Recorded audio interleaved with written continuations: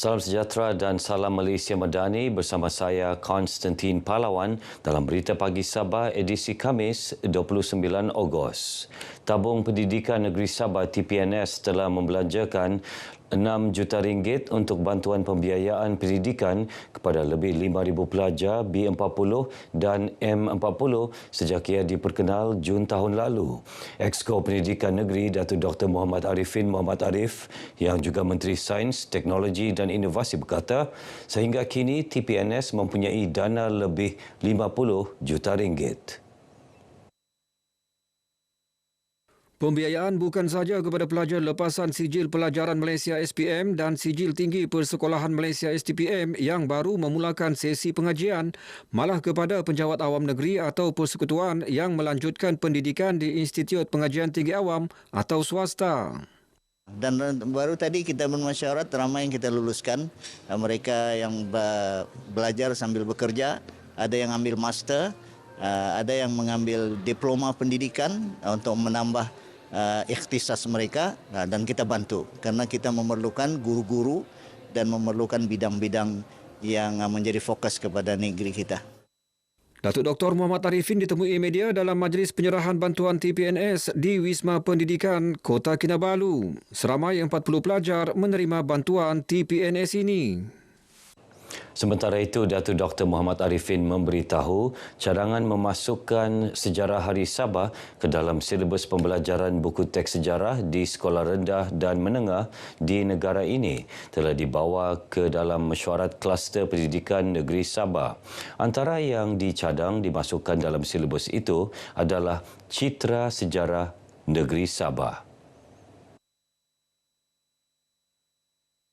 Sudah kita bincangkan di peringkat pelaksana dan akan dibawa ke peringkat antara menteri. Selepas itu ada mesyuarat lagi di peringkat Yang Amat Berhormat Perdana Menteri bersama Yang Amat Berhormat Ketua Menteri Sabah dan Premier. Serta sekarang kita sudah bermesyuarat lebih kurang ada lebih 10 kali memperhalusi apa-apa perkara yang kita mau kemukakan kepada jawatan kuasa. Sebelum ini, Timbalan Ketua Menteri Datuk Seri Panglima Dr. Jeffrey Ketingan mencadangkan sambutan Hari Sabah yang bakal diraikan 31 Ogos ini dimasukkan dalam silibus pelajaran dalam buku teks sejarah. Ia sebagai usaha kerajaan negeri memberi kesedaran dan kefahaman kepada generasi masa kini memperingati Hari Kemerdekaan negeri ini. Jabatan Imigresen Malaysia JIM Sabah tidak menolak kemungkinan operasi menangkap pendatang asing tanpa izin parti yang dijalankan agensi itu bocor. Malah pergerakan anggota imigresen sebelum melakukan operasi itu dapat dihidu lebih awal dan dikongsi melalui media sosial. Pengarah Imigresen Sabah Datuk Sharifah Siti Salihah Habib Yusof berkata, itu antara cabaran dihadapi anggotanya dalam menjalankan operasi penangkapan parti. Dah ada tonton ataupun tim-tim komuniti yang tidak bertanggungjawab ini melaporkan kepada parti-parti ini mengenai pergerakan pengarah imigresen dengan pergerakan tim penguasaan. Mereka seolah tahu akan ada operasi bila saya keluar pada pejabat. Datuk Sharifah Siti Salihah menyatakan demikian dalam sidang media operasi penguatkuasaan di sekitar daerah Keningau melibatkan 58 anggota imigresen dan 20 anggota rela. Dalam operasi ini, seramai 104 orang parti ditahan atas pelbagai kesalahan imigresen. Kesemua ditahan berumur 5 bulan hingga 89 tahun dan ditempatkan di Depot Tahanan Imigresen Papar untuk siasatan dan tindakan susulan. Setakat Januari hingga Julai lepas, JIM Sabah melaksanakan 1,066 operasi melibatkan 20,706 orang diperiksa. Daripada jumlah itu, 3,619 orang ditangkap dan 31 majikan turut didakwa. Generasi muda khususnya pelajar perlu diberi kesedaran mengenai kepentingan menjaga hak asasi sesebuah bangsa dan negara. Adun Telupit Datuk Jadi Bonje Kurung berkata, kesedaran seumpama bermula dari dalam diri untuk menjaga hak asasi masing-masing. Ia secara tidak langsung akan menggalakkan keinginan untuk sama-sama berbakti mempertahankan hak dan pembangunan negara.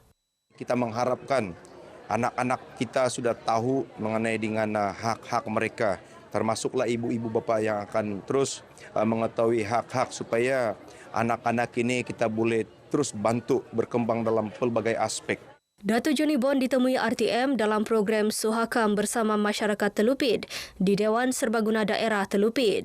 Sementara itu, Pesuruhjaya Kanak-kanak Suhakam Dr. Farah Nini berkata, program tersebut dijalankan di 3 buah daerah iaitu Tenom, Kota Belud dan Telupit. Ini akan lebih meningkatkan kesedaran tentang pentingnya kita menegakkan hak-hak asasi. Harapan kami supaya dengan sendirinya hak-hak mereka terjaga.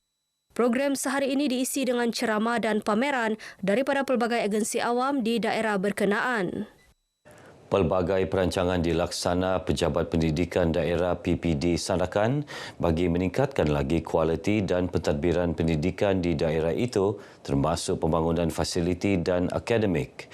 Pegawai Pendidikan Daerah Sandakan, Muna Nasri berkata, turut diperkasa penguasaan bahasa Inggeris dalam pembelajaran di sekolah.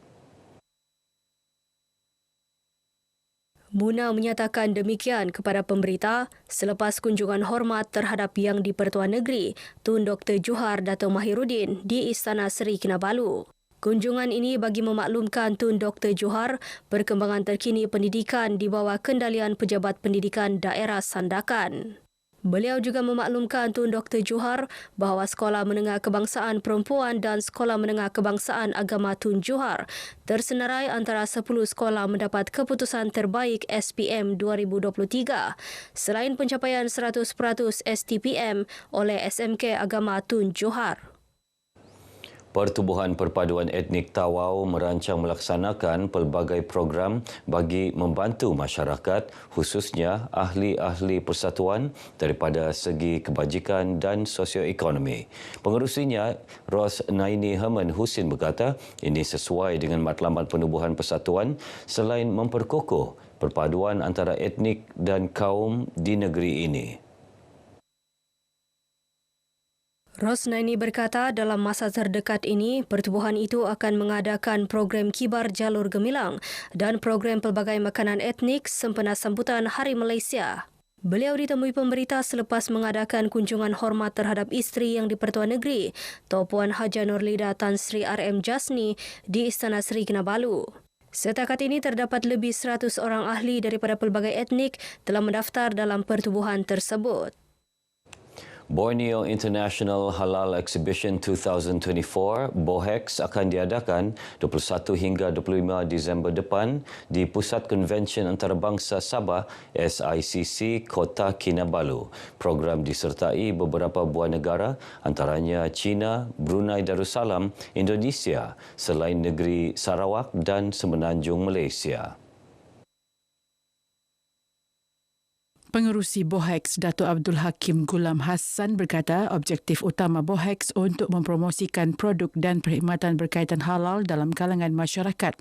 Anjuran kita melibatkan Sarawak, Semenanjung Malaysia dan beberapa negara yang kita sudah lihat tadi, dan beberapa negara terutama dari China dan beberapa negara yang lain, Brunei, Indonesia yang insya-Allah akan bersama-sama dalam penganjuran BOHEX 2024. Datuk Abdul Hakim berkata demikian kepada media dalam sidang media di Kota Kinabalu. Pameran melibatkan pelbagai industri antaranya pendidikan, franchise, perbankan Islam, pelancongan Muslim, teknologi makanan dan pembungkusan, perubatan dan farmasutikal serta kosmetik. Majlis penutupan BOHEX dijangka akan disempurnakan Ketua Menteri Datuk Seri Panglima Haji Hajiji Haji Nor. Baik, sekian paparan Berita Pagi Sabah kali ini. Menyusul selepas ini, Berita Pagi Sarawak. Malaysia Madani, Jiwa Merdeka.